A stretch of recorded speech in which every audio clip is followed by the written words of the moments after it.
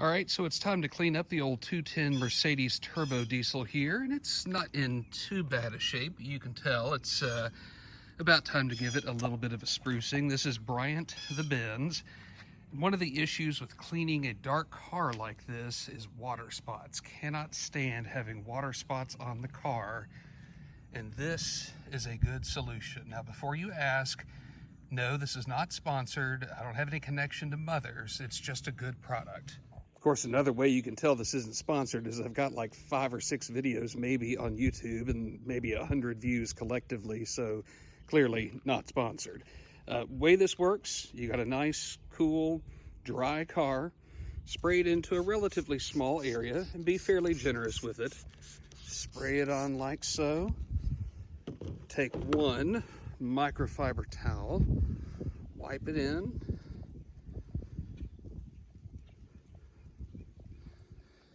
You can see it just lifts up the dirt. The solution bonds with the dirt, lifts it up, and it does so without scratching the paint. And then just a moment later, take a separate clean microfiber towel, wipe it back over, buff out any of the remaining product that's there, and you can start to see the difference between the part that's not washed yet and the part that I just cleaned. And you just repeat the process as you go along. I usually tend to divide, say, the hood, maybe the roof, into fourths. Spray it on, use the microfiber towel, and then buff it off.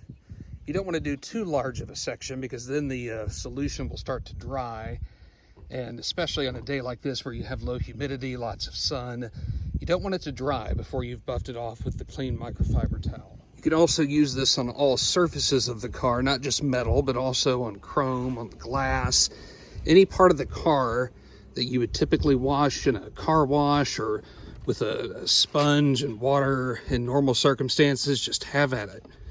Now, that said, if you were using the product for the first time, you probably want to go test it on a spot like inside one of the doors, maybe inside the trunk, wherever you've got some paint exposed, where you can test it and make sure that it won't cause any problems with your paint job. We've got 4 cars in our household, and I've never had an issue with it on any of our cars. Now, I'm breaking my rule a little bit here. I went ahead and sprayed the whole trunk rather than dividing it into half or fourths, just to show you how you glide across on the product. When it goes on, it pretty much bonds with dirt and grit that are on there, and you're able to wash it off in a way that doesn't scratch the paint. And we'll get the roof here all nice and clean. You can also use it to, as I mentioned, use it on glass. You can clean the sunroof with it just the same as you do on the paint. All right, now while you can use it on your windshield, and I did over there, I actually kind of prefer doing the windshield with a Rain-X type cleaner to serve as an extra repellent. And it doesn't put much film on there when you use the Rain-X portion. It helps repel the rain pretty well, so we'll get this part cleaned with the Rain-X.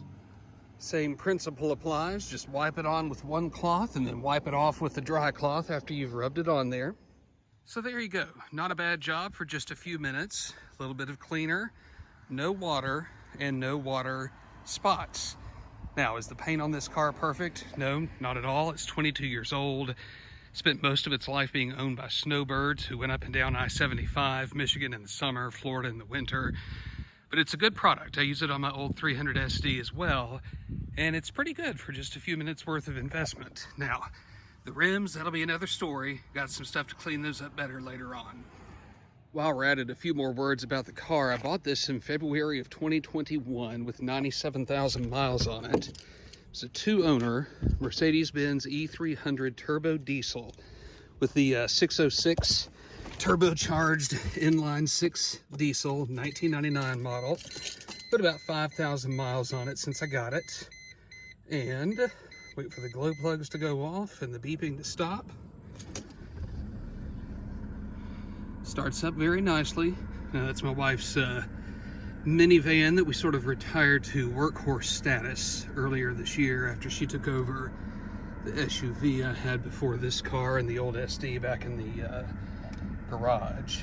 And this E300 is perhaps the best combination of diesel power and performance and simplicity of its engine to work on of any of the diesels I've driven.